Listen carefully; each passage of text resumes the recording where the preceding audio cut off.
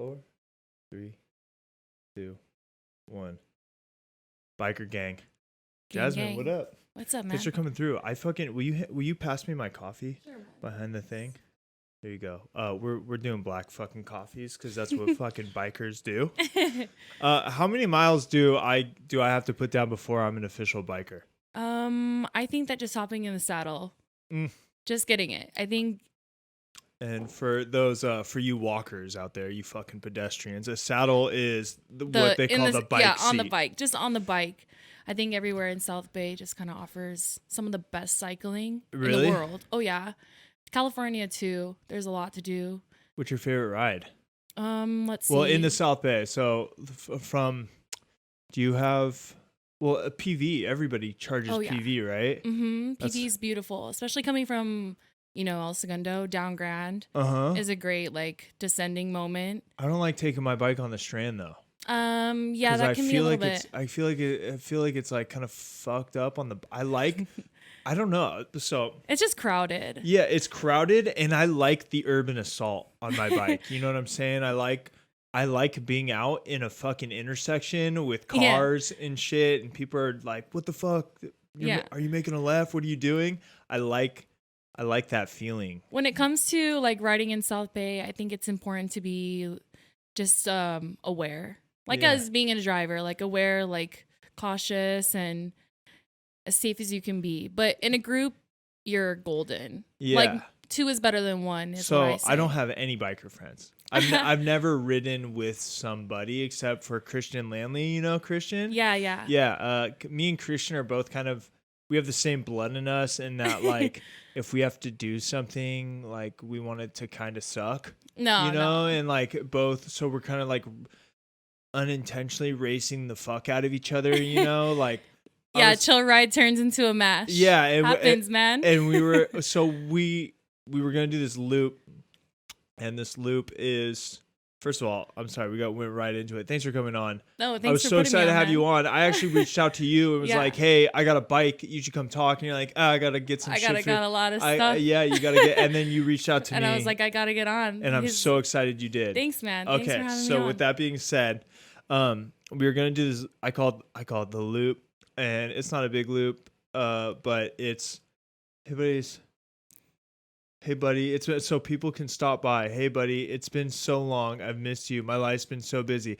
I miss you too, but hold on, let me tell this fucking story real quick. So I have this loop where it's not a big loop. Is it local? Is it from Yeah, from you fucking came here from Koreatown today. I did this morning. So I'm the things that I'm gonna tell you is it's gonna seem like No, I'm stoked that you came and you reached out and you're asking about Engine 11 and building a bike. That really gets me excited when people reach out. Is biking your passion?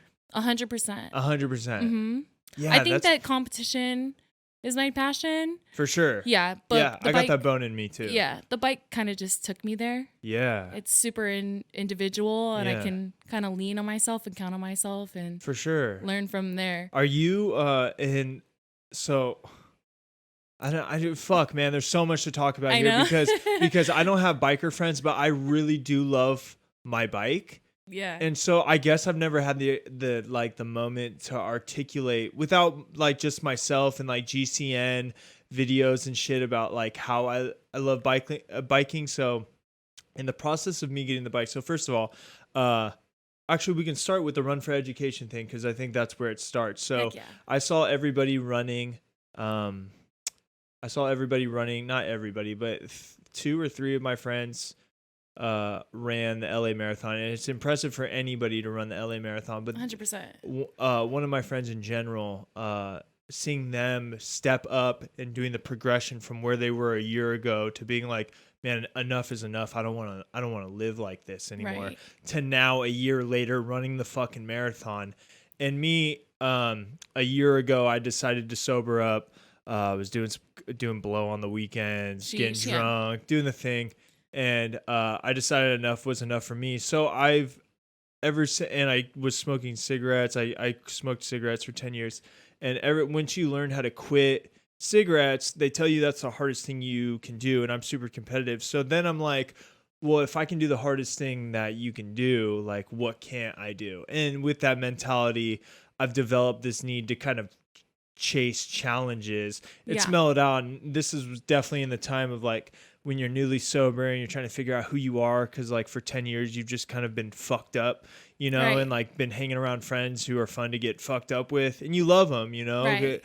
but the personality is like, it's like, what do you want to do together? Blaze. What do you, Right. like? What are we gonna do tonight? Well, it's time to drink because I like the think that sun's going down. people they underestimate what can go down in a year, and the LA Marathon is a really good goal to catch for, Yeah, and it does take preparation, just Yeah. like a lot of things, For you know, sure. even in cycling. So I think that you taking that on, or just the run for education, is a step in the right direction. But now you're on the bike, Yeah. and Yeah. what has it changed for you? Well, Has it? yeah. I mean, it's so I was doing the run for education, and then I was doing the run for education, and I was into running, but I didn't love running. I loved what running did. It kind of made you step up and prove yourself to Yeah. a certain extent. And so I wanted to kind of keep on with that philosophy, but I wanted to do it in a way that would save my knees as I'm coming into my 30s, as I didn't want to share with all of my fans out there. No, I'm 29 and I'm coming up to 30, and yeah, it's no secret that running isn't the best thing you can do for yourself. So 30's great, man. Yeah, 30's the new 20. Yeah, no, for sure. I don't feel young or I don't feel old at all.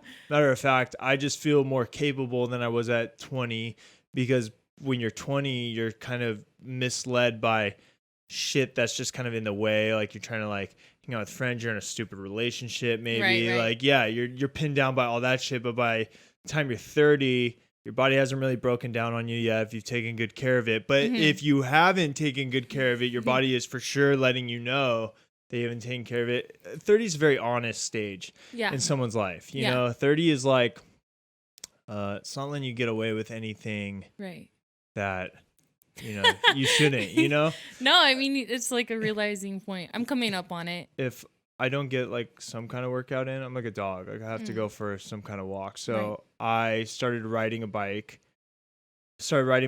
and I went down Playa del Rey and went down Culver on the fucking river or whatever that Bologna Creek. Yeah, that's right. Yeah, and then got to Sawtell, went up to Ocean Park and kind of did that lap. Wow, but that's a great ride. Yeah, but I realized that like Los Angeles does a really great job of facilitating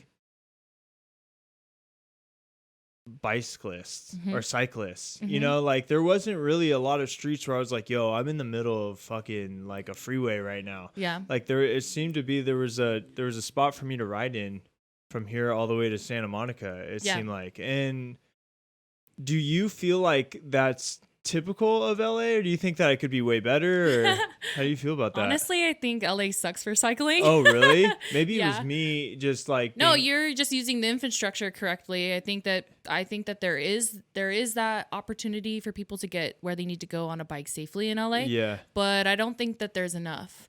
I think that share lanes. Yeah, I think that there should be more opportunities for people to kind of get around actively in transportation. For sure. Yeah. Not just public transportation, but in any way. I mean, now we have these electric scooters running around LA, which is kind of like a fuckery, honestly. Birds. Yeah. Yeah. Yeah. And Lime scooters. Yeah. It's cool. It gets people out there. But, I just feel like in that sense, there's a lot of disrespect towards the cycling community. It could be a lot friendlier. Like in San Francisco, there's a lot more infrastructure that's solely committed to cyclists, and I think that LA just does not really get on that train there. Really? Yeah.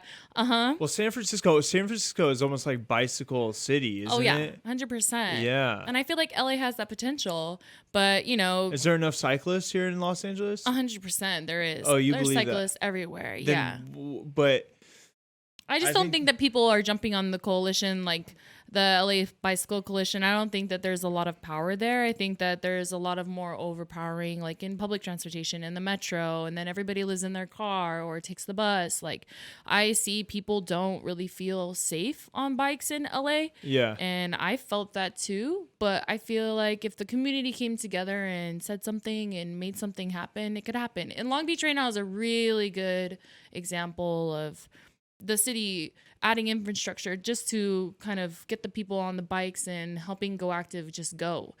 And they installed this really great bike lane in Broadway, but there's been a lot of like pushback for it because the community doesn't really know how to use it, especially people who are driving around in their cars. They don't really see cyclists or pedestrians, but I feel like LA could do it if, you know, we all came together and we signed a petition or moved towards funding for it. I think that LA could be a really, really great place for cyclists just because the community is so large. Yeah. And it's underrated. I mean, you say you don't have any bike friends, and I remember like messaging you like, dude, there's these rides, there's these I know, rides, but I'm also a recluse. That's also me just being fucking lazy. And no, that's fine. That's fine. I wish with some of my, I have immediate friends. I guess what I'm doing is just complaining that none of my immediate friends will buy a fucking bike because I want them to feel the same way about biking that I do. Right. So now that this shit has been all figured out, I'm going to finish my fucking story. Finish, please. So Run for Education. I wanted to run.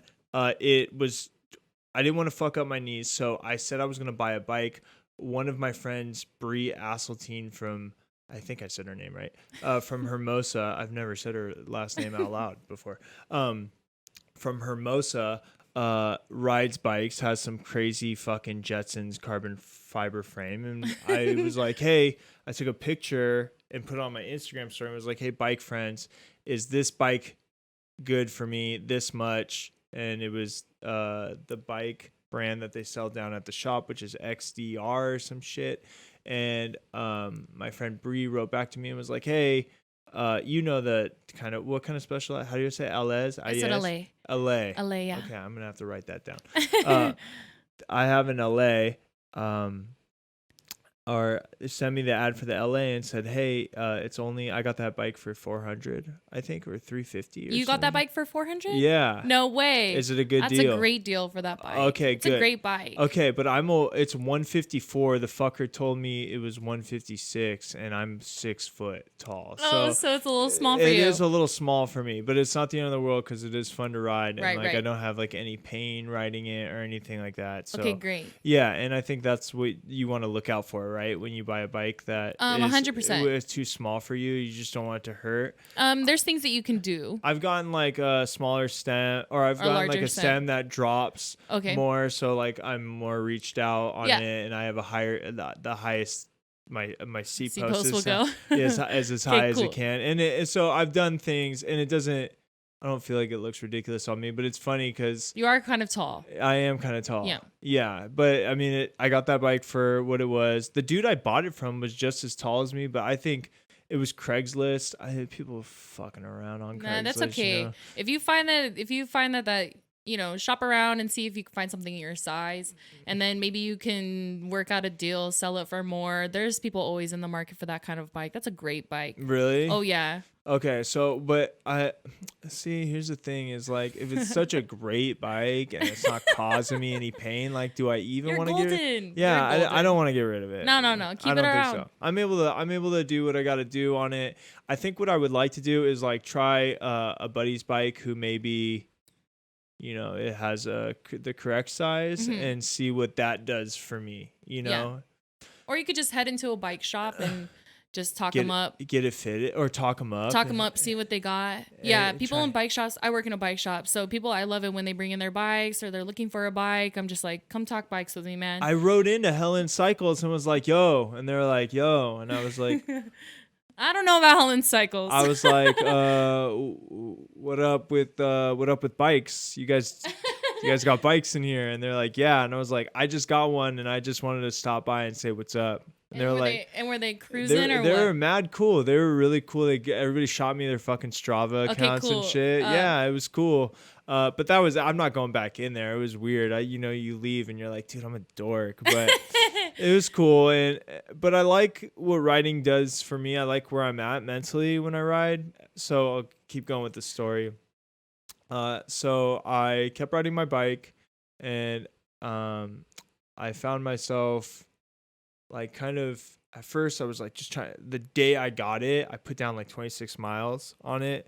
And that's wild. That's awesome. I'm an idiot. And I got back and I was wrecked. And I loved it. I don't have riding shorts, which isn't a problem anymore. My groin's kind of gotten used to. Okay, cool. Yeah, it's not like a crazy thing. The first week, though, it was How are you feeling? It was struggles for sure. It was mental. It was weird. And, everybody says that they're not going to get the suit when they first get their bike. The suit? Well, the fit. What do you call it? The kit. The kit. Okay. Everybody says that they're not going to get the kit. At least. Why do they say that? Well, at least my squadron, because I don't know, dude. How do you feel about being in spandex? Dude, not bad I mean, this is my normal short size. I wore I'm a soccer shorts. That's my fit. Like all my shorts are above the knee. It's not a problem for me. Honestly, the kit makes the experience. It's the double XL t-shirt that's going to feel like culture shock to me because I wear a double XL t-shirt. I think I think that I would fuck around and wear the spandex double XL t-shirt. And it's a thing. And I would rock that. And that would be my thing. You would make a great courier, like a bicycle messenger. A bicycle messenger? A bike messenger. I'm hoping that I can make a career out of design and stuff, and maybe I could do that as well. On the side, like a side hustle. On the side, yeah. I know that you have homies that do the messenger. So I did that. So let me keep going here. So it's been a trip watching you. I don't even remember how we linked up, but I found out you had a bike, and I was like, damn, you really got a bike. Mm-hmm. Like you're really doing the bike thing. And which is cool as shit. Cause man, I used to have a Schwinn Varsity 10-speed back. Sick. Yeah. Old school, dude. And sick. Back when I was like 20 or something. And we used to go on, we used to go on these rides with, do you know Mark Kamish? Sorry, Mark, if I said your name wrong, but he's this gentle soul from Manhattan Beach. He's the coolest guy ever, and he's a fixed gearhead. But I think he moved to Chicago and shit. But if he was down here, I fucking forget the rides we do. But I don't know. We were all dressed like cowboys and Indians, and we all rode through LA, and there was like fucking 300 of us, and it was fucking sick. So I get I get that vibe, but that was a different. I saw that you were doing that, and I was like, oh my god, you're doing the thing, and you really do the thing. Yeah, I started on the fixie. You start. I can brake on a fixie. My friend left his fixie here. I know how to do the fixie. Do you have brakes on your fixie gear? No. You don't. That's like is that whack to have brakes on the fixie gear? I think it's safe to have brakes. Brakes are cool. But you don't. I don't know. Just is because that a fixed gear? No, that's my gravel bike. I just built that bike for this race coming up this weekend. Mm-hmm. Yeah, because the tires are gnarly. Yeah, those are 40. Those are 40 millimeter tires. My tires are not gnarly. My tires are like fucking ice. That's great. You're going, dude. Yeah, I'm going, but like as soon as like if there's a rock in the road, I'm like scared. Yeah, avoid that thing. Yeah, man. That'll fuck up your whole day. But like I have, knock on wood, I have the I have the bike, to fix the tires. Yeah, cool. But I haven't had to do that yet. Yeah. But I got like the GCN network on lockdown, so if anything goes wrong. You're checking it up? Yeah. I see you're YouTubing it. Yo, quick repairs. Are you Hawaiian? I'm half Samoan. Okay, but not from Hawaii. Not from Hawaii. Okay, because my mom's whole side lives in the Big Island. On the Big Island? Yeah. Lucky. I guess. I don't know. You would go crazy there. There's not enough hills and shit for you. Well, I guess you could just do that saddle. Have you been to the Big Island? I haven't been to the Big Island. Okay. I lived on Maui for a little while and Oahu for a little while. Maybe that was it. So I first of all, my cousin Jason is half Samoan. Sick. As well. And are you a big? Is The Rock Samoan? The Rock is Samoan. Are you a big Rock fan? Oh yeah, huge Rock fan. Yeah, because so is he. He's like the chosen one to my cousin. Yeah, my cousin's like, no, he's the one running our race. like he's awesome. Yeah, he's your guys' ringer. Yeah, he is, and he's been since he was doing like what WWF Yeah, or E or whatever. Yeah, he was. was like a fucking... For sure. He's awesome. And then you were on surf team as well, right? I was. Do you still surf? I haven't surfed since I was on Hawaii. So since just because I came off of the island and I was like, all right, I'm gonna do this bike shit. This is my shit. Like I gotta. Always know how to surf though. I feel like if I hopped on a longboard, like a 8-foot longboard or whatever, I could probably hang in like a little bit of a. I went surfing for the first time in like 6 years, like a couple weeks ago, and I went you 3 still days had the in motion? a row. Yeah, you still know Sick. how to do the thing. Yeah. So anyways, back to bikes. It was tense there for a second. For some reason, the stream was so we go as fast as the internet will let us. But if there's spikes in the internet, then the stream will like kind of trip out, and it was tripping out, and it never fucking happens. And I was like, "Don't do this to me." And of course, it would happen because you came all the way from like fucking Canada to do this podcast, and I don't know what. Everybody is really curious. So like, what are you doing? Like, what are you talking about? I'm like, we're gonna go talk about bikes. It's my friend Andrew Olin. Like, he's really dope. He's in this podcast, and I've been meaning to get onto it. It's chill. No, your friend, dude. Your friends could, and I just built a second microphone, so your friends could. Okay, we could have Team Peaches in here. Yeah, for sure. You got. Cool. How many is there of you? There's 3 of us. There's 3. Yeah, well, we're one could man the couch or whip the coffee, and then you guys could rotate. It's in a deal. and out or something like that. It's a deal. Yeah, maybe later sure. on. And then we got the fucking thing. But yeah, no, I definitely wanted you on because, dude, I just have so many questions regarding my bike, but I feel like this is going to be an expensive conversation because everything's going to lead up to me buying more shit, and biking shit is so expensive. It's really expensive. Yeah, what's up with that? I don't know. Do you need the shoes or can you get away with the clips? It all comes down to preference. Like, do you know real ass biker dudes wearing the straps with the straps? Yeah. Really? Mm-hmm. Okay. Because I could think don't feel left out. No, I'm not feeling left out. I haven't found a particular shoe that I feel like I could really rock. Yeah. I think I'm going with the straps. Do it. So let me run through my bike, and I'm going to give you all my questions that I wish I could have asked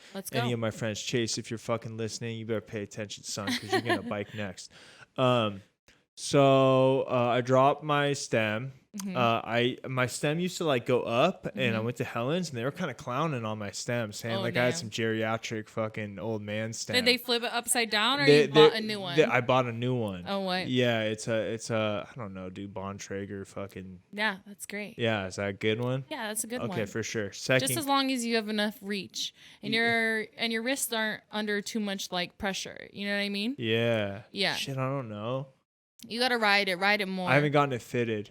Because once I found out it was 154, I didn't want somebody to try to sell me a new bike. Right. You know, because that would have happened for sure. That's their job. That's their job to be like, oh, that bike doesn't fit you.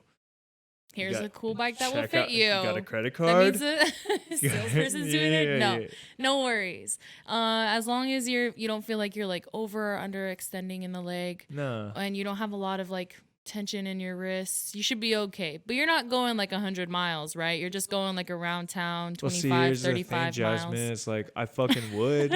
I would, dude. I do stupid stuff. Like if you talked me into doing something like that, I think you need to get in a cool group ride, like with some people who are just like casual. You know what's so funny? Nice pace. It's like I grew up on the beach, and like the bikers, cyclists were like my arch nemesis for a second. Because like anytime you're walking across the strand, they're like, "Yo, you're in my way," and I'm like, "Why is every cyclist a fucking jerk, dude?" But now like it's the zone, man. It's like you live. It's like I forget the saying, like, or you live long enough to become the villain or some shit. Like now it's like I've spent too much time at the beach, and now I'm fucking the cyclist like on the strand. And I get it. Somebody will be in my way, and once you get some speed going on the strand and somebody walks in front of you is a little bit like alarming. Yeah. Like how are you gonna walk in front of me when I'm going at least 15, 20, 18 miles per hour? Yeah. With your wagon or your surfboard or your family and your kids. Like, yeah. Watch out, man. Yeah. This is the bike path. I definitely feel you on it. But the thing is like I have to, I see me. Like when I'm riding super fast on the strand, I see me like taking their fucking sweet ass time across the strand, and It's a weird thing. You became the very thing that you swore you would never be. Exactly. Oh no. Yeah, dude, homies from Las Vegas, man. Like people What's fucking up? yeah, people drop by. So yeah, hey, Desolate, is the stream acting okay on your end? I'm sorry I keep fucking talking to you like about the stream, but It's okay. yeah, no, I Do your thing. Okay, good. So what else? I have the straps. I want to get some fucking funky tape, some bar tape. Just please don't get white. Why? It's I wasn't gonna get white. A little. You were? I wasn't. You weren't? No, Okay, I like good. the Zulu Nation shit that you got. You got like the really cool like 90s like colors and shapes and shit. All of my stuff is Engine 11. Yeah, I see that. I asked you about that. Yeah. That's kind of cool. It's and they're like great. small business kind of? Bigger. Yeah, they're you're getting not allowed bigger. to say that. Nah, they're huge. They're blowing up. I'm really surprised at the pace that people are catching on to the frames and building them up how they like them. Everybody's got their own style. It's really nice. How come I got to pay an extra $500 for a road bike frame though? I mean, it's the quality, man. What's the difference though? It's just that bite. It's just a brake fucking loop or what? It comes down to just, the geo of the bike, the geometry of the bike. Yeah, you were saying that. You were saying you were talking about the geometry of the bike. Yeah. I think that the designs next to the colors and what they offer, what it's made from. They're sick. They're sick. There's some bikes on there. Yeah, shout out Engine 11. Yeah, shout out Engine 11. For real. As an onlooker, I'm appreciating that shit. There's some colors where I'm like, bro, yo, fresh to death. Yeah, I really, really, really think I need this right now. Yeah. But then I quit my job to pursue my passion, and I don't need that right now. Bro, you have a really nice bike. Yeah. Oh, I'm glad that you say that. No, but you do. Do you see? I walked by and I was like, "Have you seen them online?" Well, 2009. I checked the Kelly Blue Book for the bike, and so I thought I got ripped off because I checked the Kelly Blue Book and it was like $300. I was like, "This motherfucker." I never buy anything off Craigslist too. This was like the first time, and I went all the way out. I say all the way out, but again, you came here from Koreatown. I went all the way out to Hollywood to get this fucking bike, and I roll up, and I'm like, "Hey," and he's like, "Hey, dude," and I'm like, "Hey, can I ride it around the parking lot?" And he's like, "Yeah," and I'm an idiot. I'm like, "Oh, I was just told that I need a bike that's like 156." I have that same bike. I have a Specialized Alley. Is it the same size? Yes. No. Mine's a 51.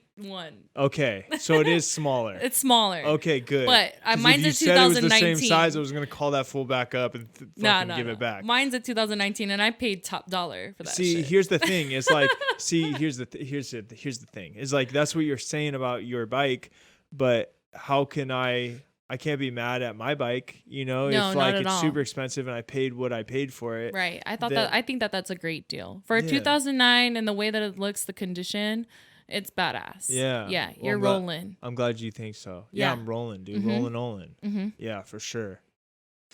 No worries. It's trippy out there. So I want to get some new bar tape, but it looks like a pain in the ass to set up, dude. And have you looked up YouTube videos on how to wrap it? I've looked up every YouTube video ever on a bike ever, Sick. dude. Do you know what GCN is? Yeah, the channel. Yeah, it's a great channel. I fuck with those English guys. Oh yeah, they're cool. They're super cool. Super and they're English. pro as hell too. Yeah, they're not playing around. So you resonate with the whole kit, the fucking aerodynamic helmet, the whole vibe. Yeah. You resonate with that. Oh, that's my jam. Good for you. Thanks, man. I fuck with biking as an alternative mode of transportation, which is wonderful. In honestly. a world where our world is about to fucking take a shit on us. You know what I'm saying? Already shitting on us. Yeah, and even if I'm wrong, for everybody out there who's about to throw a fucking geography book at me or whatever, I don't care if the planets have been cycling like this for as long as time. I don't eat meat anymore because of carbon emissions. Okay, fuck you guys. I don't care if you're mad. And I ride my bike now all the time because honestly, I've had a car coming up for 10 years now on having a car, and I'm over it, dude. I'm over it. Do you have a car? No, sir. That's epic, dude. So when you get but I still eat meat. You still eat meat. So I feel like it weighs out for me. We got to do the thing. I eat the meat. I do. So I'm gonna move on off meat. I promise everybody. I could tell you about the meat thing. So you met Jack. I had to take him to the vet when he had kennel cough, and his little he was like a little fluff ball, and he was like in the vet, like, and how he got it, like coughing, like it was fucking really hard for me because the day before, I was walking him around town and he hadn't had his shots yet, and I was just holding him, carrying him around town because he was tiny. And people at the Blue Butterfly were like, "Can I touch him? Can I touch him?" And I was like, "No," which means yes to fucking random people at the Blue Butterfly. So everybody's putting their hands on him. And then the next day I woke up and he was coughing like that. So I thought I killed him. So I'm at the fucking vet, like in tears, telling this, like admitting to murder, you know, like turning myself in. And she's looking at me like, "Yo, what? Like, it's kennel cough. Dog's going to be okay." Okay, cool. Blah, blah, blah. But ever since I left the vet, I think like I left a piece of me in that vet that day. And now anytime I eat something, if it's got eyes, I kind of trip out. Yeah. So I don't know, man. Well, what's happening in the Amazon right now is making me real guilty. Yeah. See, and that's going on too. But you know what? Like as a vegetarian, I've been vegetarian for 5 months now or something like that, dude. I'm amped on that. Like I'm amped that I'm super sad that the Amazon's on fire. That's not what I meant. What I meant was I'm super excited that people are taking a look at their diets and be like, "Yo, man, like, is meat worth it?" Because the answer is like maybe, but there's so many alternatives that you could switch off of it. You know what I'm saying? And it's my job, not my job. It's just some stupid test I'm doing with myself to keep doing the things that I love doing: biking, going to the gym, surfing, skateboarding. Right. I'm obsessed with beach volleyball. That's my thing. Yeah. Beach volleyball is my jam. Damn, so dude. Beach volleyball to me is so if cycling is how I get to beach volleyball, and if somebody hits me up, yeah, I'll be there in an hour. I'm riding my bike. Yeah. So cycling for me is not so much a hobby as much as it's just my now accepted form of transportation. Yeah. It is. Yeah. You know what I'm saying? It's not something that like I do. It's I don't know. Did you go there or not? Yeah, I went there. Mm-hmm. You could 95% of the time I got there on my bike. And that's it. And I have a fucking fanny pack, and people used to clown on the fanny pack, but this is a fucking Herschel fanny pack. It's not like, and it's got like straps on the side of it and shit to it, you know. And I fucking strap a water bottle to it, and I got everything on the side of me, and I'm out there, dude. Dude, the fanny pack is awesome. If you don't ride a bike, you don't get the utilization of a fanny pack. This guy came into the shop one time, and he was like, "I'm looking for an alternative like bike bag for my bike to put on my bike." And I told him all types of recommendations to have bike bags. I have really great bike bags by Roadrunner Bags, and they're just like really useful. But he was saying that he didn't like his fanny pack. Somebody clowned on him for his fanny pack, and I was like, what? "Bro." Somebody clowned on him for his fanny pack? So he came in looking for a new bag, and I was like, don't let that get to you, man. Yeah. Fanny packs are the best. Yeah, well, people don't see. The only people who don't like fanny packs are people who don't really. People who have never had to utilize a fanny pack before. Exactly. If you can wear a backpack instead of a fanny pack, of course you're going with the backpack. You grew up your whole life with a backpack. That's in your fucking comfort zone. Now, if you want to live your life like a dangerous motherfucker, you go with the fanny pack, you know. But that's not quick for access. Yeah, that's not for everybody. Right. You know what I'm saying? It's a holster. It's like, oh, what do you need? Like, I got fucking whatever you need, just like this. Here. And if you weren't riding a bike, I could really see how a fanny pack would be like, like I'm just gonna go with a backpack. Mm-hmm. You know, I have a great backpack too. You Don't get me wrong. Yeah. Okay. I commute with a backpack. So let's pull you apart. Where do you work? I work at Pedal Movement Bike Station in Long sure. Beach, in downtown Long Beach. Bike station. Mm-hmm. That's tight. Yeah. And now, as far as a bike store employee goes, is that something that you helped start, or is this like a big bike shop that you like went to 4 different interviews and got a job with? Or I did you go through a pretty rigorous interview process. Did you? Yeah, and I thought for a minute that they didn't want to hire me for like a month, and I was really depressed. I was like, really? They don't want me to be there.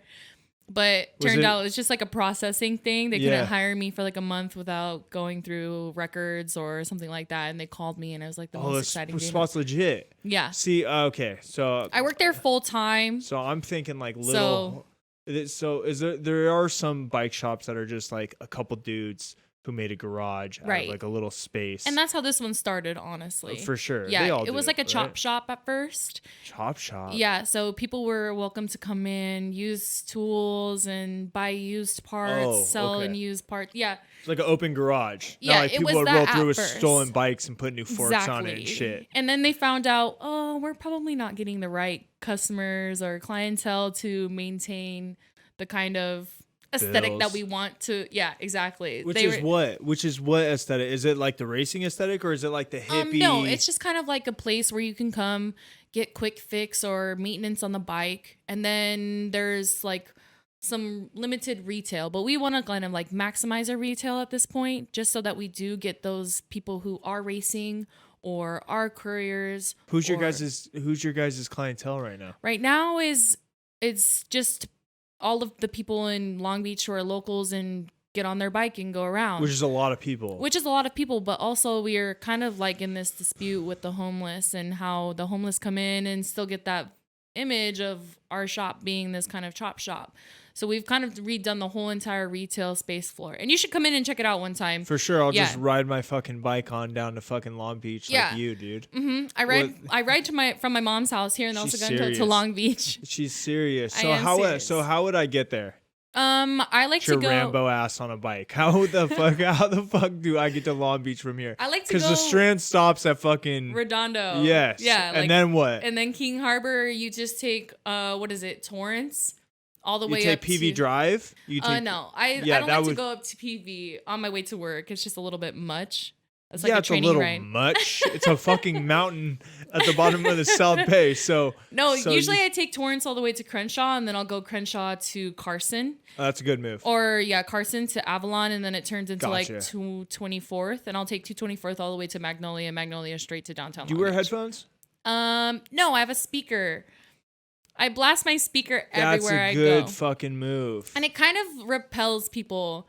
And I try and wear as much guyish clothes as I can. So guyish clothes. Like I try and dress like a guy. Because if I dress like a girl on a bike, I feel like I'm going to get attacked or something. So people mistake me for a dude all the time. Really? Yeah. And I'm like, rock on. That's cool. Stay the fuck away from me. Like, really? Yeah. Just to protect. Yeah. Damn, what? Yeah, we're out here. Yeah, you are out there riding your fucking bike to Long Beach down Carson. Damn. Yeah. Yo, so let's slow down. What's the ratio of you riding by yourself compared to riding like with a group? Oh. Like how often do you ride by yourself in comparison? Every day by myself. Every day. Every day. And then when you film yourself doing some psycho shit like you do on your stories, are you just pulling out your phone? Do you have like one of those mounts? I have a phone pocket right here on my backpack. And so I'll just whip it out and I'll like lift up my and then like phone and then sometimes I won't wear my backpack and I'll just like reach for my phone right here and it's like, oh shit, I'm not wearing my backpack. Do you wear do you ride around with a weapon? Yeah. You do? Yeah, I carry a pocket knife. And I also carry pepper spray. A pocket knife? Mm-hmm. Yo, what if you had to stab? Have you ever had to stab somebody? No. I haven't even had to like pepper spray anybody. Yeah. I've come very close though. So I was in a band and somebody sprayed pepper spray in the lockout. And if it's just in the air, it's fucking hectic. Everybody. It's hectic. It's like a little speck fucks your shit up. Oh, your whole shit. It's crazy. I was actually working for Maritime at the time, and it was early in the morning, like barely 10 o'clock. And this very nice lady was sitting next to me, and this guy was passing by. He was obviously zoning. Like he was just out there, and people are walking by. Like on drugs? Yeah, like on drugs or just like coming down from drugs. Something different. Something drug related. Yeah, but just like being kind of intrusive. Okay. And we were barely on the street. This lady was waiting for her bus and people are walking by with their dogs and their babies and stuff, and I'm having my coffee. Got you. He comes around and he passes by a couple times and he stands really close to me, but then he grabs my shoulder. Not like aggressively, but it made me uncomfortable. So I stood up and I told him, listen, sure. Don't need to touch me. With my coffee in my hand, you don't need to touch me. And then he kept coming back and forth, and I was like, I'm letting everybody know I'm going to pepper spray this guy, so you might want to take a couple steps back. Because these people are around the corner having their coffee, and these people are walking their dogs. Yeah, like, I don't want to fuck them up. You don't want to get their pepper spray in their coffee. Oh, and he fucked off so quick. For sure. He was like out of there. Anybody who's been around pepper spray is out. Oh, no. No, that shit is not a game. Yeah, no, it's not. And so, I mean, I never really carried pepper spray, but I think it was sitting at Thanksgiving, and my aunt was like, you're really riding your bike like 40, 50 miles a day. And is that like, how much you're riding a day? Sometimes, yeah. 40 to 50 a day? Yeah. Depending on where I'm going. Yo, shit's fun though. But you're on but you're on a fixed gear. Right now I'm on the gravel bike. Oh yeah, that's right. If it makes you feel better, I don't use the second ring on the big cog. So, okay. It's a little spinny for you. Yeah, I'm on the 150. That one's for climbing. It's embarrassing, dude. I don't. That one's for climbing. It's for climbing, like real climbing. Yeah, I don't think I've done like a real climb before. You gotta climb PV. As far as I've done it to the first lookout. I've done it to like where you first get into like where the fountain is and shit. Okay, cool. I've done that. That's good. And you were in the small ring then, right? Yeah, but yes, but what was funny is I got all the way up there and then realized like everybody's looking at me fucking like, what are you doing, dude? And it was because I was out there and like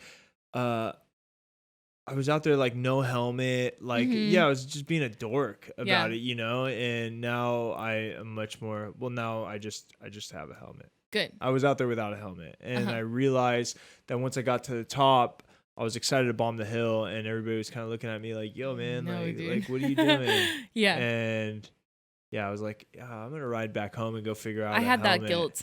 People guilted me into getting a helmet too. Yo, you rode without a helmet for a while. For a while on the fixie, yeah. Really? And then I was just like, I'm getting pretty fast at this. I should probably get a helmet. Oh, for sure. Yeah. And then I've eaten shit plenty of times. You have? Yeah, and my helmet saved my life. Really? Oh yeah, I've gone through like a couple of helmets, and people are just like, "What? You need a new helmet, dude." What's your worst crash? Let's see. My worst crash, I fell on my face. I was coming home from my past job, and it was a bar job, and I had too many beers, and one of my lights had died. My front light died. You were drunk. Oh. Yeah. And I fell over, I think it was like a median, and I was right behind, like in the alleyway of my house, but I fell on my face. But you could see my helmet where my helmet saved like you could see the whole scratches. Entire forehead, on the helmet. Yo. And so I woke up the next morning like, fuck, I fucked up. Like I shouldn't have drank that much and ridden home, but my helmet saved my life. Don't they call that a DUI? Oh yeah. DUI. Yeah, and you go to jail for that. And the cops were there, and they're like, "Listen, dude, you either get in the ambulance and go to the hospital, or you go to jail." And I was like, "Oh." What did you do? You went to the hospital. I went to the hospital, and I yelled for my mom. Yeah.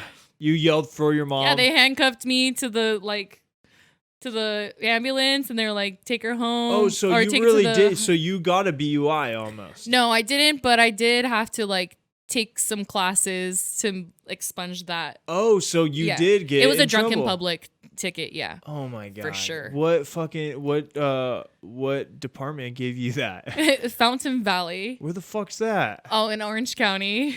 Fountain Valley, dude. Yeah. It's kind of weird. My homie's dad was riding his bike home from the bar and just blew a stop sign just to pull it, dude. And he was like, "Yo, I'm coming home from the bar, guys. Like, I live here. Like, that's my house." And he really did. He was like, they pulled him over in front of his house, and they were acting like he was fucking a criminal. It was nuts. They don't play that shit. No, it said on my ticket though, it was like unable to care for oneself or others, and that's a thing. Like unable to care for oneself or others. Or others, yeah, just carelessness, like drunk. Belligerent. Wow. Yeah. And in but your, saying and you're in coming your defense, from, how many beers did you have? I was like IPAs beers on an empty stomach. So I think I had like you were toasted. Toast. Oh. Should have got an Uber. Like yeah, but then done what with your bike?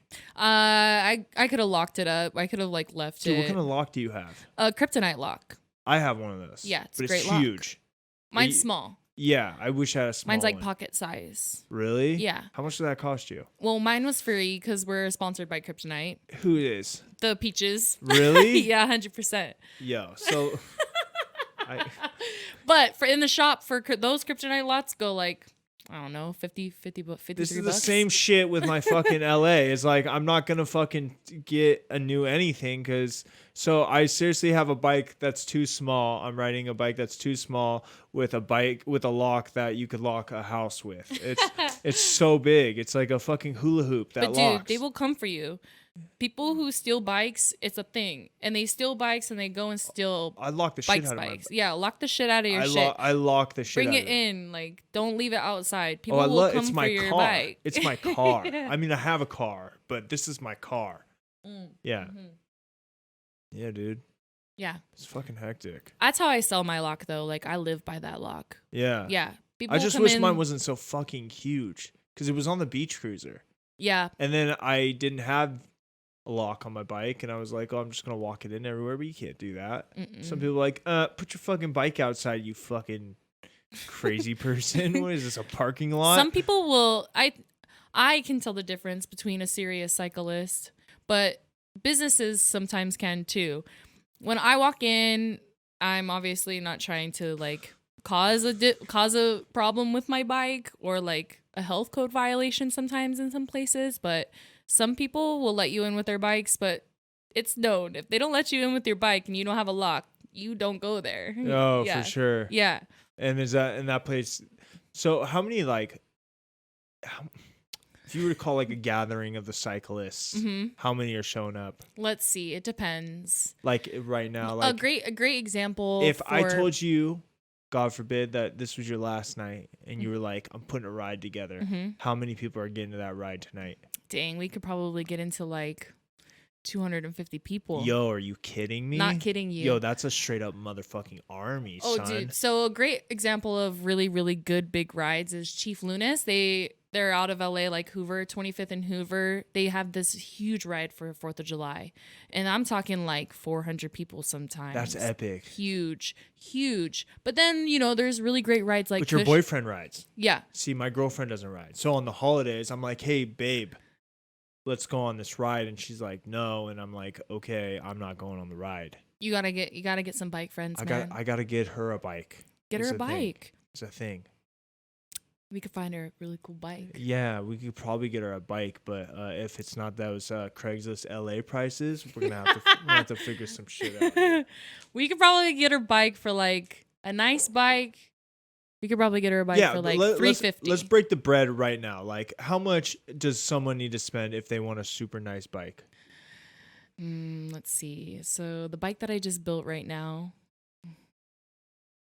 I think would retail like $2,200. Yeah, you're nuts though. But that's because but I really got the hooks. Yeah, you do have the hooks. Up. Yeah, you do have the hooks. Engine 11 sponsored that frame, and then Pedal Movement stepped in and really helped us out to go to this race this weekend. So what? Do you know Jonathan McDonald? Yes. He makes his life snowboarding. I know. Do you make your life riding bikes? Uh-huh. That's fucking dope. I know. So I'm living my dream right now. They're putting food on the table. Uh-huh. And that's so much better than fucking working a 9 to 5. I work 9 to 5, but for bikes. Yeah, but that's not a 9 to 5. A 9 to 5 is a figurative statement. Yeah. It's like working for the man. It's like working for somebody. It's putting money in somebody else's pocket, doing something you don't love doing. Like, I don't see you doing anything about your day where you're not like, I'm stoked. Yeah, this is something that I would be doing. It all aligns. Uh-huh. Yeah, I have to figure out what. You're doing it, man. Yeah, I'm doing it. You're doing it, man. I know you're probably not reaping the benefits quite yet, but the motion and the momentum that you got going on, I can see it. Oh, that's sweet. That's sweet of you to say. Yeah, no, I fucking love doing this. I wanted to, so it was kind of a weird road. I went to graphic design school. I've always been artsy and I've always been in bands. I know. We went to high school together. That's right. So you've seen me in my weird get-ups from time to time, but hey man, everybody loved it. Yeah. There were people who were just like that, and then they were like, damn, Andrew Olin, dude, look at this guy. Yeah, He's going. I'm a nutcase. I'm still a nutcase. So I settled for art school, and I got out of art school and I worked some job that let me be on the Adobe suite, which is my fucking jam. I love graphic design. Like I love it. I love it. I love it. I get up in the morning, and I'm like, I'm gonna fucking learn how to composite. Do you have stickers yet? No, oh no, but I'm so glad. So because you came early, what you saw, because I saw you early, I got so caught up in what we were doing. I hadn't checked the levels for the microphones yet, which is what you saw me fucking do. Rude, I know, and it didn't let me establish the situation that I fucking put us in. That was that too. So I totally have to give you a piece of my art. I didn't get that hooked up. Oh shit. Yeah, so each one of my guests. Oh my god. Do I sign it Jazz or do I sign it Jasmine? Jazz is good. Okay. JAS. JAS. Mm-hmm. But your Instagram is a Z. Yeah. Yeah, everybody looking at my hairline right now. Still got it. All right, hold on. 2 Jazz. Oh. So each one of my guests that come on, this is the way that I can be.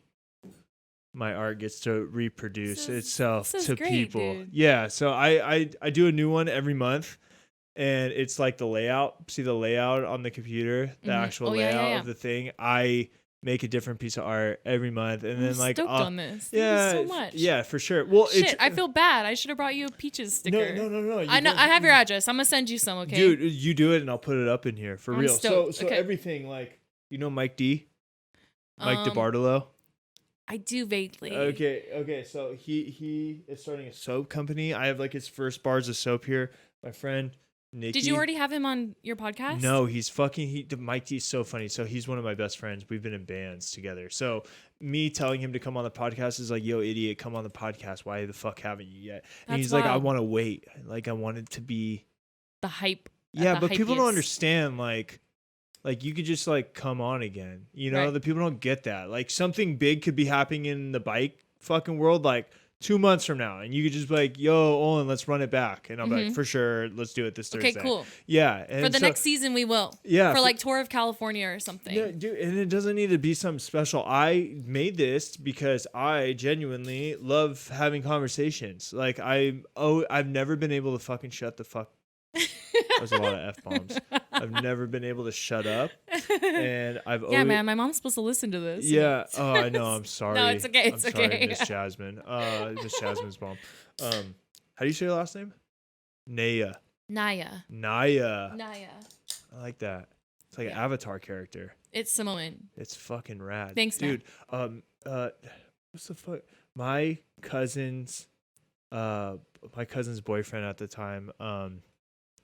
Not my dude cousin, but my cousin Jennifer, her boyfriend at the time, made us watch this Samoan show one time, Mr.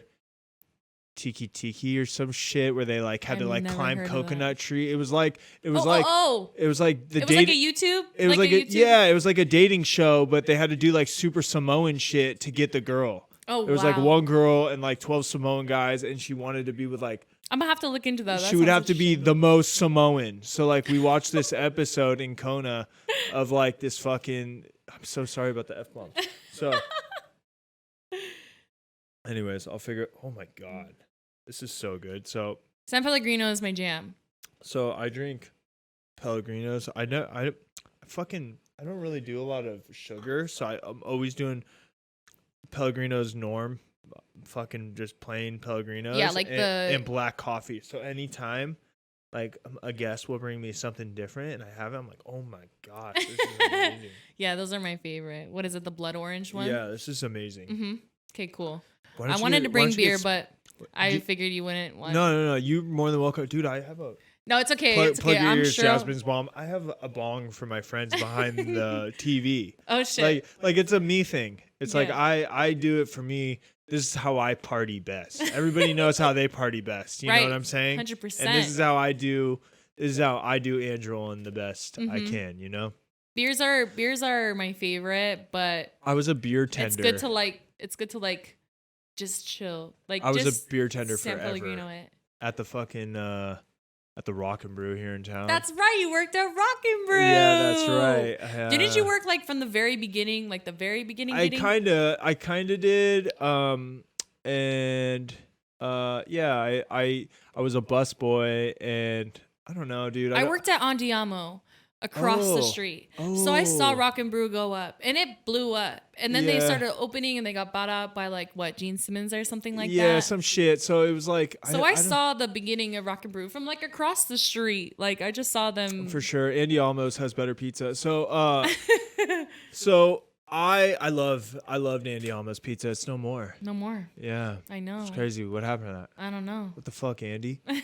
So I was working as a busboy. I have no tolerance for like the restaurant industry in general. Well, there's just it's the we could generalize it as that. Yeah. I would never go into specifics. From having a talk show, you get good at like saving specifics. Yeah. But I just have I have a weird thing with authority. Mainly because my dad is he's an Italian dude, not full-blooded. He's got some other Eastern European shit, but he's a pretty like from a hard-nosed family. He's the funnest, most awesome guy in the world, but he comes from a fucking family of authority and hierarchy where it's like they called my grandma and my grandpa called themselves the United Front. So like they would never disagree on something because they needed the kids to understand that was law. You know what I'm saying? And a crack in their armor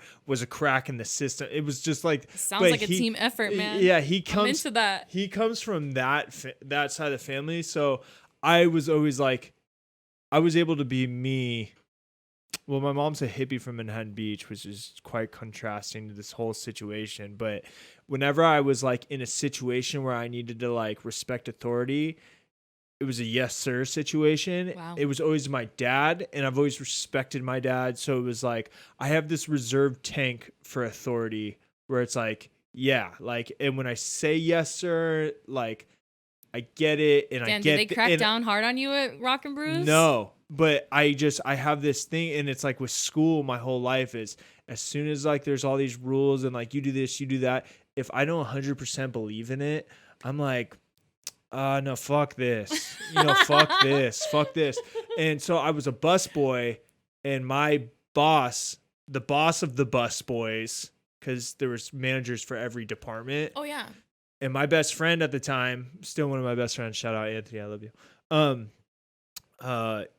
Was the bar director. So I worked in the same restaurant with one of my best friends, but my boss was somebody who was not my best friend. And I was busting my ass. Being a busboy is hard, man. It's hard, man. I've been a busboy too. It's hard, yo. It's hard, and it's never good enough, like it's like in order for you to be the busboy that the restaurant quote unquote needs, you would have to be a machine. Like it's just you're never working fast enough to be the best busboy for everybody. Exactly. So you're always like, everybody's always like, man, there's a fucking plate on my table, man. And it's like, yo, as you're like doing Jenga with like every cup in the fucking restaurant, you're like, yo, man, can you just get that plate for me right now? Like I'm busy. I feel that on a deep level. Yeah, I'm busy. Real. I'm busy, and I have to do like seriously 3,000 Sprites right now. And so it was they were trying to give me a write-up like one time because... Did you just say fuck this and left? I told Anthony I was about to bail, and it was pretty much just like, I don't know, I came in the next day, and it was pretty much just like I went from busboy to the restaurant's first bar back. Wow. Yeah, and everybody was just like, what the fuck? And they countered you with a promotion, bro. Yeah, Anthony set that plug in, which was epic because now you're with a team. Before you were scrambled under this staff of 30. Barback is a really respectable level. Yeah, for sure. And you know what? It's like you're finally... So before you're buried under like fucking 30 employees and like you're working this whole restaurant. And now you're working just this fucking strip of 20 feet under 6 dudes and who are all respectful, and it's way more intimate, and you're spending more time with each other, and you're spending time with people. And I'm finally getting to do what I'm good at, which is like talking to people. I've always been able to talk to people. It's just something that I've always been lucky enough to do. So now I'm finally doing my job, and those guys ended up being my great friends. So it went from like just some fucking BS restaurant job to one of the more fun times in my life because I mean you get to sample the beers and shit. Hell Unfortunately, I had to stop having the beers because what beers meant to me. I was smoking a lot of cigarettes while I worked there, so there was a lot of smoke breaks, and then you're drinking until you see this fucking pepper spray. Yeah, fuck pepper I spray. should start dressing like a girl because I don't feel so fit. He lives in Vegas. Oh man, yo, dude. you need to dress like a fucking soldier to not feel to feel safe in Vegas, dude. Vegas, you know, people, it's twisted, but from my experience, like the Strip is chill,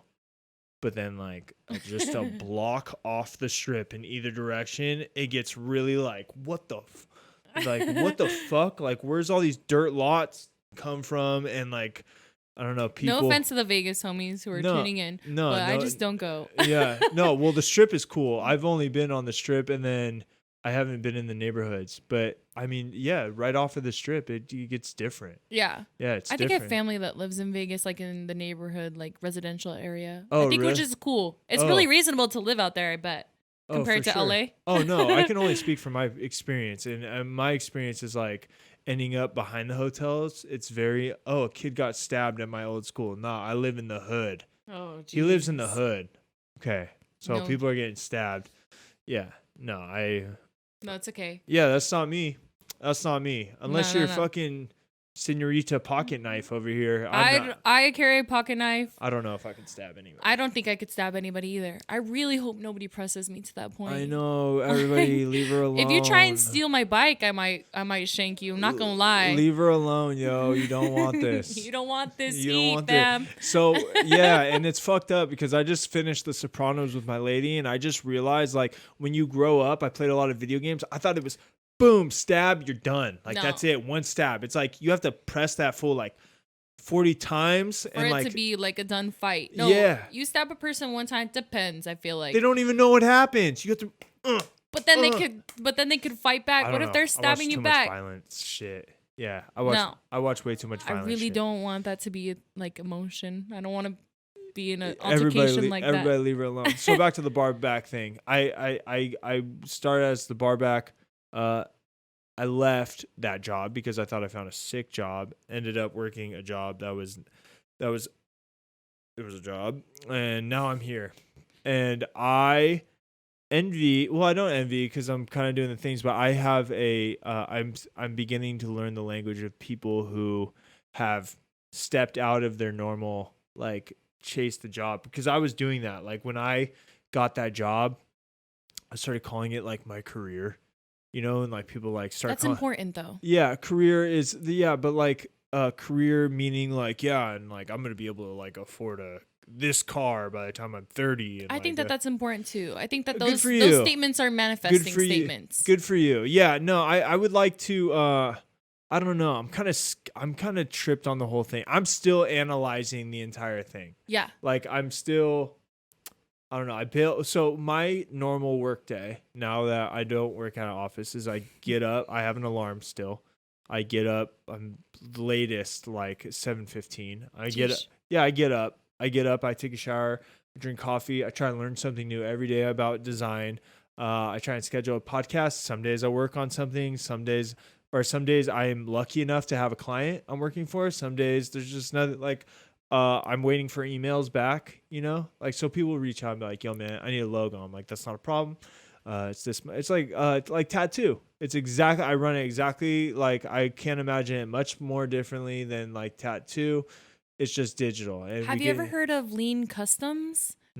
Lean Customs is a graphic designer, but he's having hella success right now because he started like in the pin industry. What was I gonna ask you is that if you don't have stickers yet, you should get stickers so that you can kind of like make a mark yourself around. Slap graffiti. Yeah, he started actually like in the bike community. Started with like Cushtown Society, which is a great ride. If anybody's out there looking for rides, Cushtown Society. Cushtown. For sure. You should follow them on Instagram. But Lean Customs is a really, really great graphic designer. And he started like from the bottom, like just like how you are, like moving in motion. But it started to really like make real like stickers or shirts. Like, yeah, that's how you can get people to know about you. I know. I love prints, dude. I'm a sucker for prints. Like with the thing, I love a good fucking like the ones on my wall behind you. Oh hell I yeah. love like a good fucking print. I'm a sucker for them. I don't know. Do you have your own Instagram for your prints, or is it just it's ollenkilledit. It's all just like it's my girlfriend on anniversary days, and it's all podcast and graphic design related shit. Yeah, so dude. It's really just ollenkilledit on Instagram. Manufacture yourself. Yeah, you could get out there and people will love your shit. Well, love, I appreciate that. I really appreciate the optimism, but I only go so back to the thing. I go one step at a time. I realize that this shit isn't going to be built in one day. No, you know? not So at all. every day I just try to put down as much work. But you know what's the fucking craziest? So before I used to have to be at that office at 7:00 in the morning, and I would work until 4 with an hour lunch break and go to the gym on my lunch break. But I would find myself exhausted by 4:30, and then I would come home and try and build this podcast or something. It was just kind of an uphill fight. But now I'm finding myself, now that I'm working for myself, I'll find myself like being able to have like 11, 12-hour days because you're working for yourself now. You're not working for, and that fucked my shit up. So then I started doing the math, and I was like, well, if it's 80 hours a paycheck, and it's 2 paychecks a month, it's 160 hours. I'm working for somebody else when those 160 hours could be working for me. And if that means I got to eat peanut butter and jelly sandwiches for 5 months, that's okay. Bro, at least I'm not knocking the peanut butter jelly sandwiches diet. It's all I eat. It's all I eat. But you learn how to simplify shit because it's a trade, right? It's like you like, and what do you trade up? Like, all I've really have given up is like the impromptu like fast food trip or something. It's like Trader Joe's will always have, well, not always, but Trader Joe's has been super cool about you go in there with $40 and you're good for like a week. For me, it is. For me, like I get everything I need, and it's all, especially like vegetarian.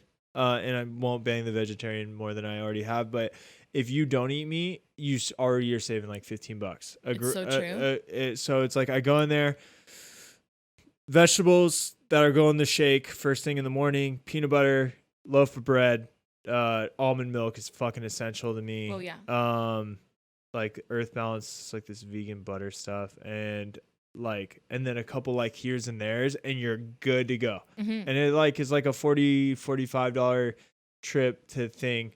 And then other than that, like, I guess I'm still really feeling the effects of saving money because I'm no longer buying cigarettes. I'm not going out and drinking anymore. I don't have to have weed on me like I've always had. And it wasn't like I've always had to be, well, I was always stoned, but it wasn't like I just always had weed like available, And giving all that up, I mean, like, I'll go like a week without saving or without spending anything, especially now with the bike. Yeah.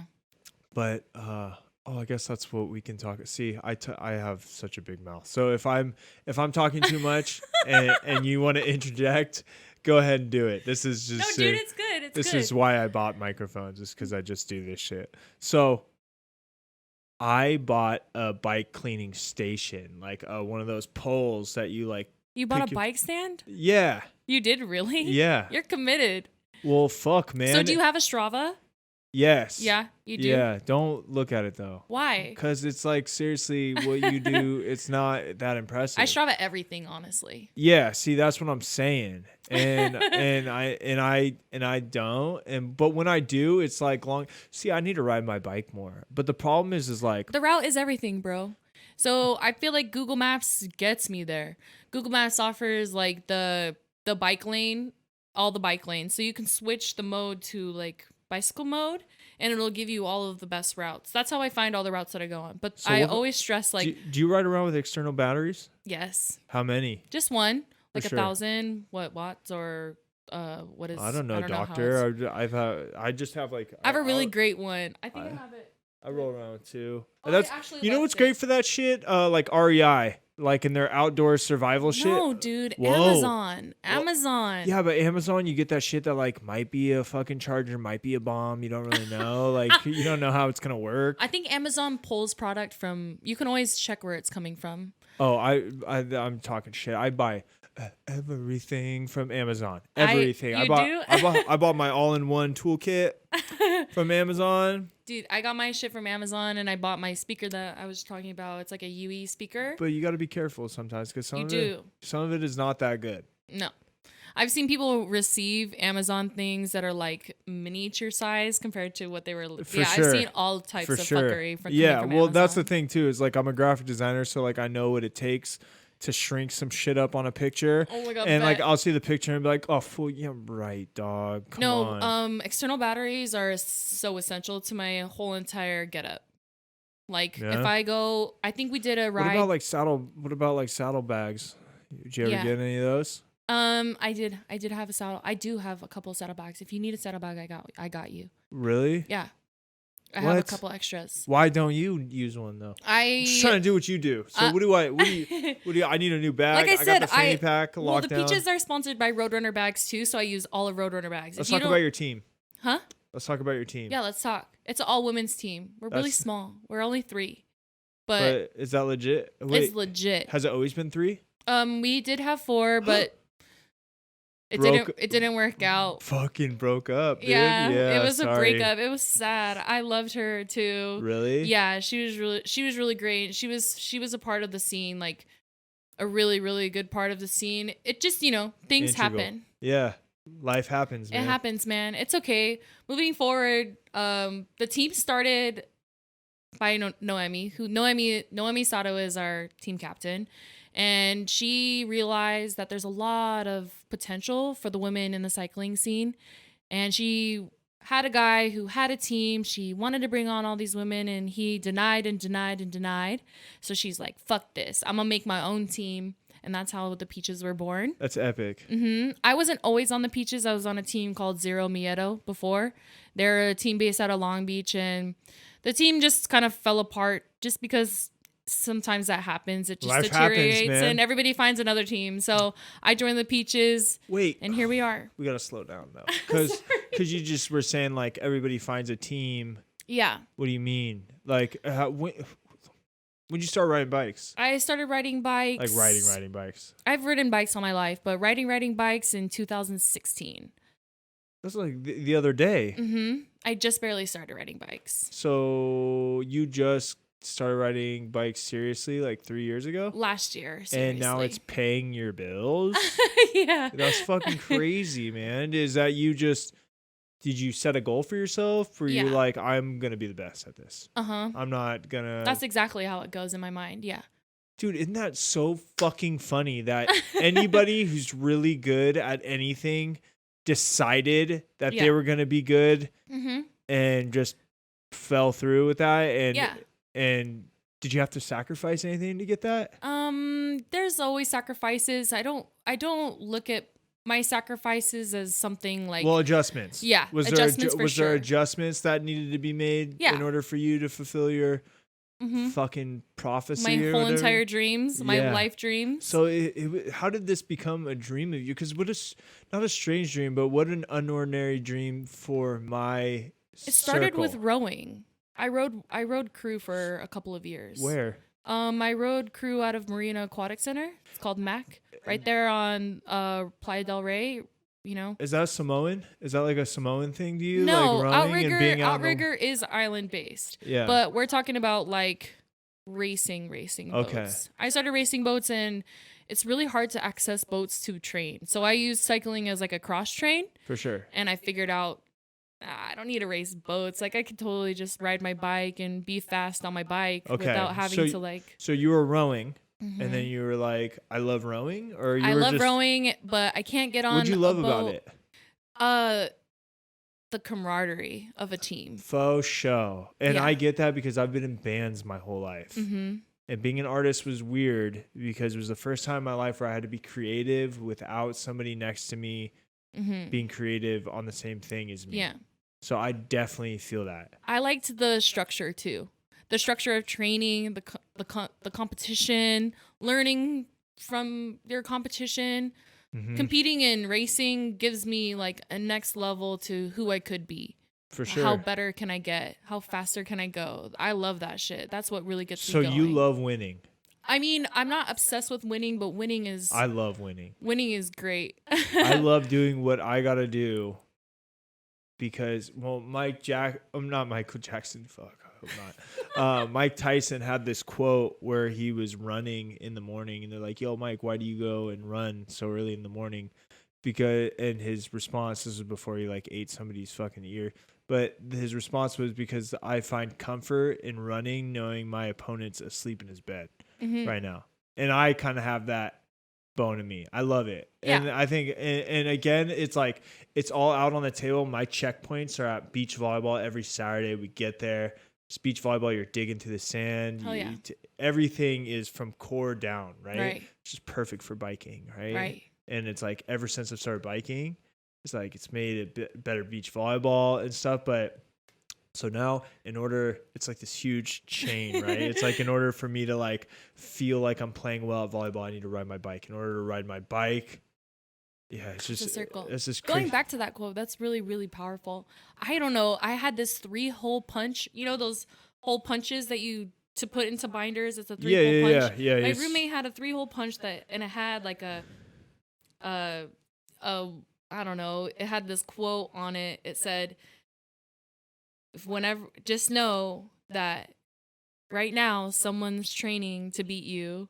And it was just like, damn, 3-hole punch. Why you gotta do me like that? Yeah, like, no, I feel that, and that's the truth, man. And people don't get that. It's like, if you want to be, and you know what, I think that's a healthy philosophy for just everybody to develop, because bringing it back to another quote, which I thought was fucking epic, is shoot for the moon, because even if you miss, you land amongst the stars. It's like, you should just fucking, and another quote, because we're quoting it up right now, is the way you do one thing is the way you do everything. And like, you should just pick one thing, and just, it's one of the 4 agreements, I believe. Like, always do your best.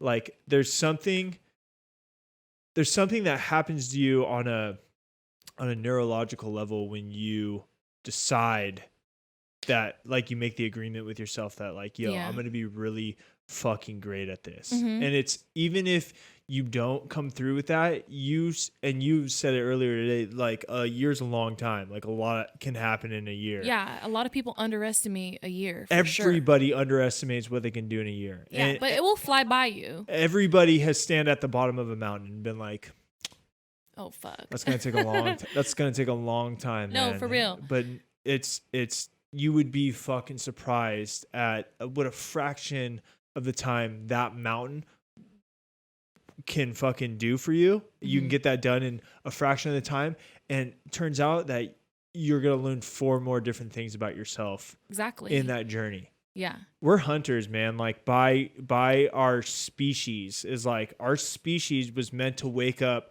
every day, avoid death, and go fucking fight for it. Because if we didn't go and if we didn't go out there and fight for it, there was nothing to bring home, and nothing to bring home. We were starving. True. So by nature, it is only natural for us to get up, go out there, and go fucking after it. Because and I love having conversations like this with people who understand that philosophy, because it's so much. You hear it all the time, especially, and shout out to everybody who's given me the fucking support for my podcast. But I've had responses that are like, man, like, if I could just like do something like that. And it's like, yo, man, here's the crazy thing. And this is why I started the podcast, is like, yo, man, you could just quit drugs, quit smoking, and just start a fucking podcast, quit your job and work on your art and fucking figure it out. And it's like, yeah, but what if I don't figure it out? It's like, then you don't figure it out. But like, but give yourself the chance. Yeah, but you won't. But yeah, you learn to bet on yourself,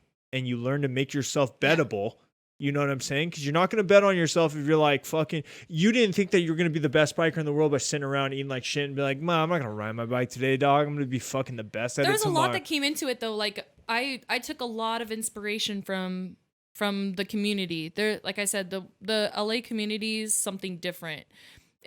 Everybody in every state has their own community, but the LA community is something different. There's a different type of cyclist everywhere. So I did sit a lot of the time. I did sit like on Instagram, and I got like fangirl for a lot of people who are in LA.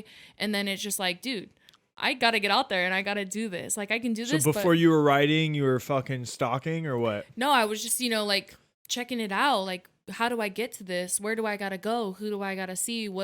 Who's out here? But you know? made the deal with yourself where you were like, I'm going. And I can tell by the way that you hit me up to say like, and dude, here's the thing is like everybody listening to this, you are more than welcome to come on the podcast. But there is a fucking like minuscule fraction of people who hit me up and are just like, hey man, your podcast looks cool. Can I come on? Yeah. Because like, and the answer was like, yes. Hell yeah. Let's figure it right out. away. Yes. Yeah. Yes. And it's every one of the people who have said that to me all have one thing in common.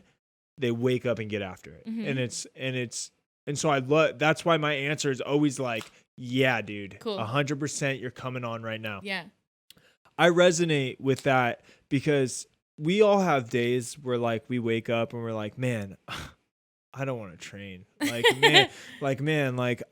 Dude, the world of design is so scary. There's so much to learn and there's always someone better than you. You know what I'm saying? Always. So there's days where I'm like, there's days where I'll put something out and everybody's like, dude, what the fuck? You rule at this. And then there's days where like I'm in front of the computer like, dude, why I quit my job for this? What was I thinking? Like there's good days and there's bad days, but those days are all part of the process. Mm-hmm. You know what I'm saying? And it's that first initial bet where you go, yo, I'm going to do this and I'm going to go in fucking hard. Yeah. You have to go through there. It's not just that, it's I suck at this. Am I going to be okay? Like it's this whole spectrum of things. But what's important is that you are aligned like in the same wavelength in mm-hmm. which like the human species was supposed to exist. Does that make sense? like you're fucking, it was destiny, fam. Yeah. It's destiny. Like it's your fucking, it's your genetic job to go fucking after. And I think that, dude, I was listening to the craziest podcast today where it was the opposite of addiction isn't sobriety.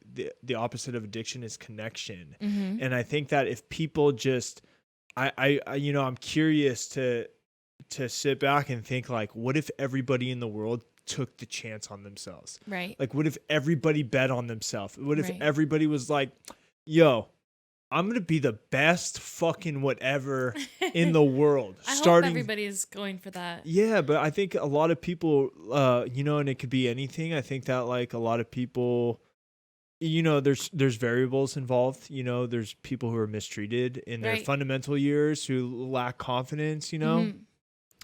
And unfortunately, I think that we all go through something, but having the ability to kind of turn it around and move it into a powerful situation, like recognizing I went through this, I can do this still regardless. Uh-huh. I think that that's something that not everybody possesses but can. Yeah. But everybody who does move the struggle into forward momentum is really what makes the difference. Yeah, for sure. And, again, like, so many things can happen in the shortest amount of time. And that's why it sounds like you've always been into athletics, but anybody who is in other news, I got chocolate chip waffles. And you sound like you've always been in athletics, but for anybody who has not felt this feeling before, my first suggestion is always like, well, do you go to the gym? And they're like, no. And I'm like, dude, you should go to the gym. And what I'm saying is you should go to the gym is not, hey, man, you'd feel better about yourself if you were buff as fuck. It's, hey, man, the gym is a great way for somebody to go and see how much juice comes out of the squeeze. Mm-hmm. And that's what I love about the gym. I don't give a fuck what your body looks like. But at the gym, you can see in a very accessible way the honesty of the work you put in and how it's reflected on yourself. Right. You know what I'm saying? You don't go, if you go to the gym. But it also inflicts like a lifestyle. For sure. In order to get results, you have to, change your life. It takes commitment, like anything. Yeah. And anything, and just like you said, you had to make adjustments. Mm-hmm. Anything that is goal oriented. I think my major adjustment was fucking off the car. He's getting off your car. No car. Yeah. I think a car is. Did you sell it? No, I just never got one when I moved off the island. I was like, okay, well, I'm going to go. If I really want to be a cyclist and I really want to compete and I really want to be fast, I have to ride my bike everywhere. So wait, you left your car on the island just with the keys in it, with a note that said, have fun? Fuck this car, yeah. Really? Yeah. I was like, okay, bye. Wait, so you just bailed on your car and then, did you have a bike yet? I did have a bike. I had a bike on the island and I brought the bike in a box. In a box? Mm-hmm. I took it apart, or I had the mechanic over there take it apart and pack it in the box, and I brought it on the plane with me. Yeah. You checked your fucking bike into a box? Oh, yeah. How do you... Wait. Oh, you checked it. You didn't like bring it, carry on. No. I checked it in. I you checked the it in. asshole stuffing a fucking bike into the overhead bin. I was like... Yo, and it's a thing. Like, traveling with bikes is not the hottest shit. I went to Dallas for a little while, and It's gonna be sketchy. Low jack your fucking bike if you're doing that, huh? There's a bike flights like app or website. You can get your bike FedExed for like really low cost. Okay. Yeah, but there's also like bike boxes, like hard boxes. But I don't like sending the bike in like a box, like a cardboard box. That's rough for me. Yeah. Well, especially. So how many bikes do you have right now? Oh man, come on, man. Wait, is that weird? I have like, let's 4. see, 5. That's legit. I want a couple of them are in pieces. Like my very first Engine 11, it's a Vortex. Would your studio look like a garage? Like if you had a studio, it would look like a fucking bike shop. Oh yeah, that's legit. Yeah, it's hard to find. I'm looking for like a roommate right now, and it's hard for me to have like just regular people who are roommates who aren't like into the bike scene. Regular. Yeah, like I feel like they won't. That. I've never heard that before. Regular. I feel like they wouldn't be like, oh, this is my roommate's bike. It's like $2,000. Don't touch it. Yeah, like, you know what I'm saying? Yeah, for sure. Yeah. So do you have carbon fiber frames? Actually, don't fuck with carbon right now. What, dude? Yeah. Like you don't fuck with it. Like selectively, don't fuck with it. Selectively, don't. Yeah. Why? It's just not my jam. I feel like it's a liability. Like I'm gonna get really disappointed one day if I fall and my carbon frame breaks on me, and I paid like $3,000 for a carbon frame. I really, really like aluminum right now, but the bike I'm on right now is steel. It's all steel. So heavy. Yo, what? Mm-hmm. Yeah, I'm wilding. Why'd you ride that thing over here? It's what I have right now. I keep all my bikes at the shop. Oh. Yeah. So it's just they're helping me store them right now. And do they affect how fast you can ride from A to B? The weight of them, yes. Oh, really? Yeah, the roadie that I have, my LA. Do you ever get over fixed gear? Huh? Or you're like, man, fuck, I wish this was a 2-gear. No, I'm missing my fixie right now. I'm really? missing it. Yeah. Do you slide stop? No, I don't skid stop. Really? No. Why are you laughing? Because that's not my style. I like racing my bike, and it's like no brakes. So no brakes. So what if there's a stop sign? Watch for the stop sign ahead of you. Really? Yeah. So you just bomb it? No, I don't bomb stop signs. That's not. So what do? You just gotta slow, fucking do like the weird fucking resist. That weird awkward fucking. Yeah, I could skid, but it's just like I don't like to waste my tires. You gotta do the hipster fucking fishtail, dude. Is that you? That's me fucking in That's hell yeah. Yeah, no, I'm fucking in I have like 17 brakes on my bike. I have that road bike. It's like brakes are cool. Brakes are sick. Especially coming down like just a big ass hill. Again, like I got like I'm really into my girlfriend. I love my life right now. I'm just not into I'm not trying to prove any shit that I don't need like bikes on my brake. Exactly, dude. It's all good. Right. Like I'm good. Like I don't need I feel that. There's no like pride thing where it's like, yo, like fuck brakes. Yeah, yo, if fools would get me if they would just knew that I was down enough not to have brakes. Like I don't feel that way. Some people feel that way. That's weird. I know, it's a little weird. It's weird. No, I'm almost Safety 30, first. dude. I don't got any like complexes anymore. Anything that didn't get fixed by now, I let go. You know what I'm saying? What you see is what you get. I'm the safety queen. Safety first. Really? Yeah, I'll get You're on a fucking fixed gear traveling around with a sword. What are you talking about? You're fucking safety queen. I don't really commute on the fixie anymore. I only like to Do you go through rough neighborhoods? What do you consider rough? Like where you not El Segundo? Where you move the pocket knife from the back pocket to the cell phone pocket? No. I on the weekends, usually, okay, this is my little story. On the weekends, usually if I come from downtown LA, like 7th Street Metro Station, I'll take the express bus. It'll take you straight from downtown LA to like Long Beach super quick, like an hour. And I'm down for that. But usually I'll take the blue line if I can't get on the quick or the express bus, because it will take you like the same route. It's just the train. Right now the train is under construction. fucking metro. It's really, really setting me back. But are you on the metro a lot?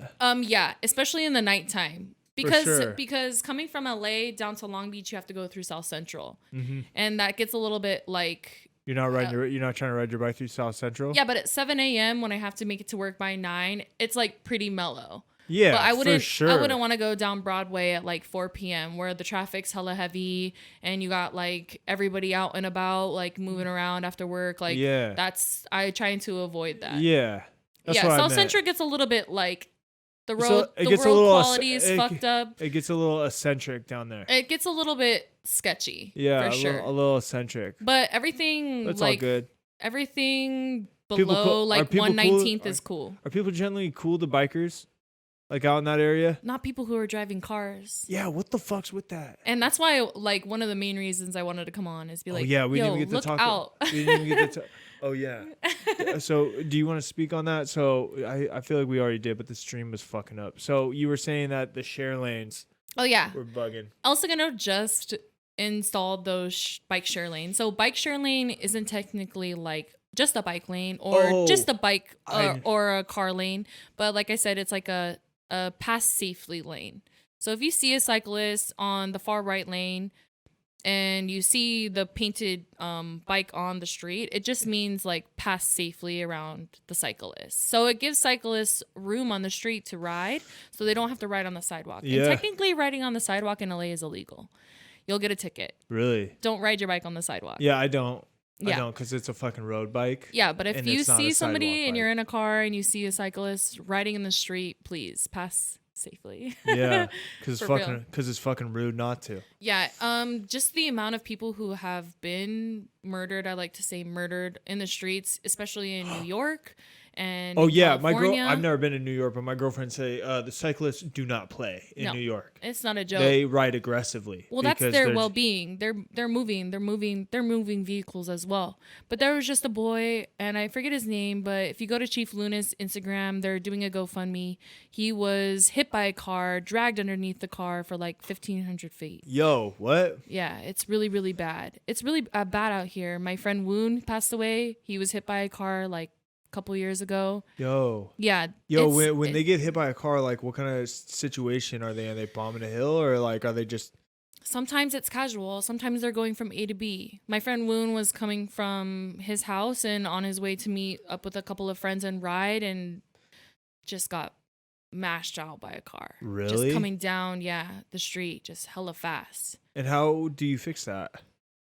Like I said, offering a better infrastructure for people who are moving actively on their bikes or on scooters or whatever they choose to, skateboards, anything. Do you think that the world is wising up more to bikes? Because I feel like... I sure hope so. Well, I feel like in LA, like there's a lot... I saw a lot of advertisement for like, yo, get on your bike. Like, yo, let's walk to work day. Yo, take the bus. But I know I haven't taken the metro in a minute. And I would say to somebody, how's the Los Angeles public transportation system? We just got back from Boston and we took the train.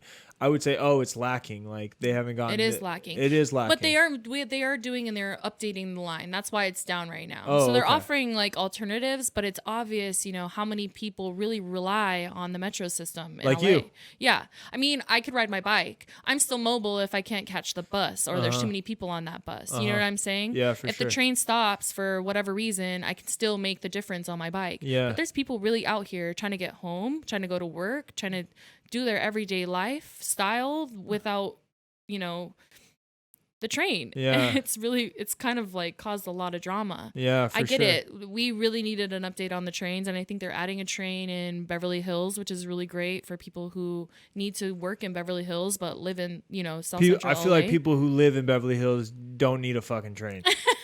That's a guess. The people in Beverly Hills, they need things too. They have they have like spaceships and shit out there.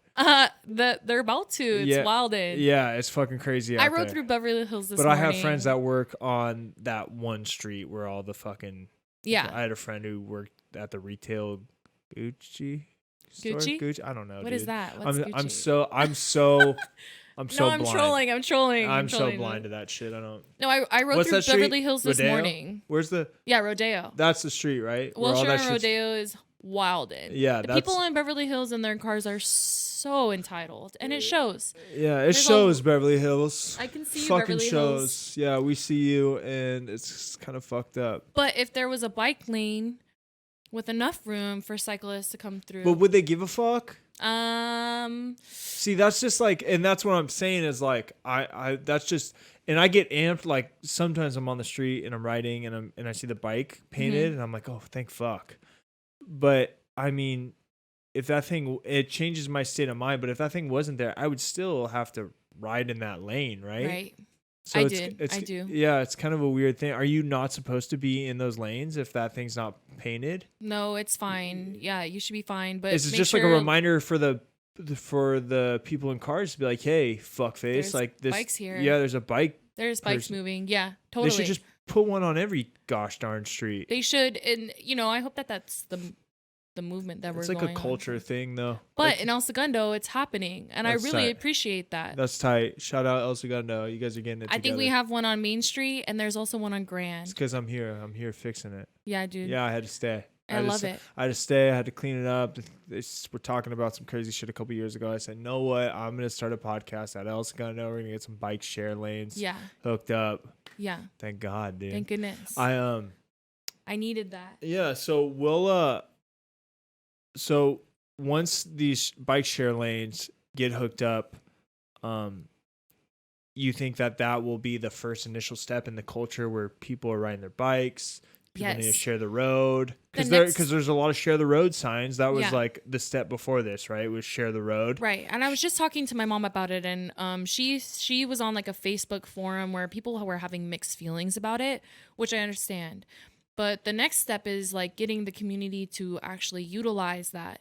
So I wanted to try and go to the local bike shop and be like, let's get a ride going so that people of all ages and level of cycling get the opportunity to use these lanes so that they know now, oh, okay, we can ride here. It's safe, Mm-hmm. Yeah. Plus, if you have a group of people over at least 20 people, you'll be able to really get people who are driving to see, dang, well, they're using this bike lane. Like I gotta move to the left if I see people here because there's kids in this ride. There's older people or moms and dads and families using it coming from the beach. It comes from Imperial Highway. Imperial Highway is a really sketchy bike lane that I can see why people don't use because the speed limit's like 50. Yeah, fuck that. And so coming onto Main Street is like, by the way, fuck Culver Boulevard too. I was just on Culver Boulevard and it was psycho. It's wild. I was on the other side of the street because I was just riding on that lane, and I ended up saying, fuck this. There's not even a bike lane. It's like I bailed to the other side across the street, and then I was in that, and so somebody was like kind of looking at their phone and kind of did like a foot lean over, and I was like, yo, fuck this. It's sketchy. People, I think it's just got to be a culture thing. Like I think in like the Netherlands and shit, it's a bike culture. It's like people are riding their bikes. And the lanes are like separated and elevated. Yeah. So, oh, really? Yeah. So if you were to be, it's like a sidewalk, but the sidewalk is a little bit further right, and then it's the bike lane, and then it's the street on the curb down low. Oh, I didn't know that. Yeah, I've never been there, and I don't know, but I've heard from people who come in and into the shop and be like, it's a little bit sketchy here, and our town is, better bike lanes, and I'm like, salute to you guys. Please, like, watch for bikes, though, if you're in a car, or if you're driving in a car, slow down. I think technically the statistics. Well, and get on a fucking bike too. I think that's the number one thing is like people forget. I was talking to Cameron Brown who started Bike to Surf Week or whatever. I was just watching that podcast before I came in. Exactly. What's up, Cameron Brown? Hey, what up, Cam? He was on here too. Bike to Surf is awesome. Yes, thank you. People forget that you should ride a bike not only because it's good for you, it's good for the environment, but riding a bike is still fucking fun. It's like one of the first things we learn to do as kids because it's engaging, it's exercise, you practice mobility, and it'll keep you young. There's people all over the world and you can ride a bike forever, which is like bring it back to why I wanted a bike and not to be running all the time is helps because you on the knees. it helps you on the knees. And like I said, I see guys who are like in their 50s dropping guys who are 22. Yeah. Oh, really? Oh yeah. Riding past them and shit. Mhm. Yeah. Sometimes they drop me, and I'm just like, dang, that uncle's on his way. That uncle. He's going. He's going. So, to finish up, where do you see your future as a cyclist? My future. You going pro? World class. I don't like to say pro. You're going world class. World class. Travel the world. You doing Tour de France? Race for a team. If they offered a women's stage, I would. They don't? They don't. Is it a very like masculine driven thing? Yeah. Really? Yeah. Fuck that, boys. Cycling. Fuck that, boys. Team Peach. Guys, change that shit. We're out here fighting for equal rights. Equal pay, equal rights. I think a lot of that shit, and you know what? I think a lot of people are finding that move, like anything masculine driven, kind of outdated. You know what's epic example of that is U.S. women's national team. I loved that. Everybody loved it. That's what's so great is like we're capable of doing this shit. You know what I'm saying? We're capable of. And that wasn't like the only one they won. They've been winning. By the way, the U.S. women's national team world has ripped like forever. Mm-hmm. They like have always been good. Oh yeah. But, you know, they just had to use some of that. If it wasn't for, was it Rapinoe or whatever her name is? There was a couple of characters on the team with big personalities. I think that hooked them up with the publicity they needed. But I think that you're going to find in the next 5 years that it's going to become much more level playing field. Right now is the time for women's cycling. Oh, I really? think in recognition, yeah, for sure. I was watching the Colorado Classic on the live stream, and they had said something like, oh, well, we're waiting for the day when women have equal pay and these women can be full-time athletes. Like, a lot of the women who are racing and are pro athletes are still working like full-time jobs to support their whole entire cycling career, but still finding time to, you know, train and stuff. And do you attribute that to just because they're women? Yes, 100%. And people are claiming that there's no, you know, and that's one of my favorite things about the podcast is all I do is sit here and ask questions and say things that I see. Yeah. And if that's the truth, and I'm assuming you're telling the truth, you cannot say that there isn't gender inequality. There's just, I see that, you know, the male stages, they are offering all these stages for men, but it's women aren't there, or it's not televised or recognized. And then they don't televise it? No. Even if it's there? Even if it's there. No way. There was really? one year I feel wild. like there is a group of women, I should look into it, but there is a group of women who race the stages of the Tour de France, but it's so small that they don't get like the recognized for it. That's weird. But what's cool is that I'm stoked for what's to come. I'm stoked for myself to be able to have the opportunity to go and race just in what's local. But yeah, women's cycling right now, it's coming. For it's sure. It's going. Well, as you progress in your professional cycling career, let's keep having you back on, and let's make sure that I fucking get out there for a group ride with you guys. Yeah. After this podcast, I want to show you what I look like on my bike, so you can tell me how small. You got a picture? No, so you can. No, I'm gonna pull it off the rack, so you can see how small it is on me check for it sure. out, yeah. Okay, everybody, check out it's Jazz Cloud on Instagram, Team Peach Cycling, and if you are feeling so inclined to, your race, say something about your race. Rebeccas Private Idaho. It's a 100-mile race. We're racing. It's a 100-mile gravel race in Ketchum, Idaho. So we have a GoFundMe going right now.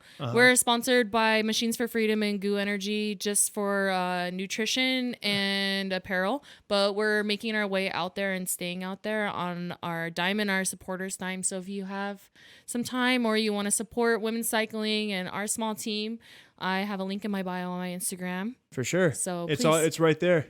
Yeah. GoFundMe.me. It's this Jazz weekend, and Laura so race we're RPI 2019. Yeah, Labor Day weekend. It's gonna be a blast. I can't wait. Good. Keep up. Let's go. All right, y'all. Everybody go follow Jasmine. Jasmine, thank you so much for coming man. on. I'm stoked. Let's get you back on, all right? All right, peace. Fuck yeah, man.